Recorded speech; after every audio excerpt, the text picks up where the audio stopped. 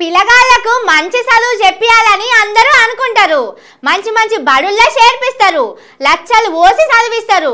కానీ ఏదైనా చిన్న బాధ వస్తే దాంట్లోకెళ్ళి ఎట్లా బయటికి రావాలో సమజ్ కాదు వాళ్ళకు. అందుకే చదువే కాదు, పిల్లగాళ్లకు ధైర్యం కూడా నేర్పియాలి.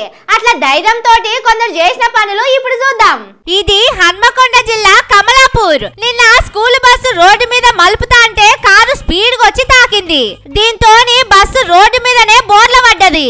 అందరూ చదువుకునే చిన్న చిన్న పిల్లగాళ్ళే ఉన్నారు బస్సులా. వాళ్ళు ఎంత భయపడతారు. కానీ ఇగో ఇక్కడ చూడండి, ఇద్దరు తమ్ముళ్ళు బస్సులకెళ్ళి ఎట్లా దుంకుతున్నారు.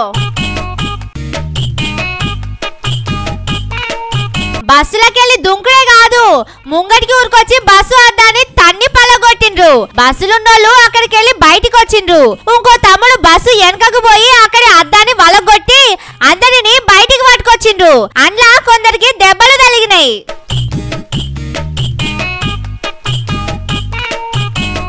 కానీ తమ్ముళ్ళ ధైర్యానికి మెచ్చుకోవాలి. బస్సు బోర్ల పడ్డా భయపడకుండా తోటోళ్లను కాపాడిండ్రు. ఇక ఇసొంటిదే ఇంకోటి ఆంధ్రలో అయ్యింది. ఇంట్లో లొల్లి పెట్టుకొని పోయి ఒక అక్క గోదావరి నదిలో దుంకింది. చూసినోళ్ళు పోలీసులకు ఫోన్ కొట్టిండ్రు.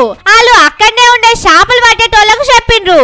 ఇక చూడండి ఎంత స్పీడ్ గా పడవ పట్టుకొని వచ్చి ఆమెను కాపాడిండ్రు.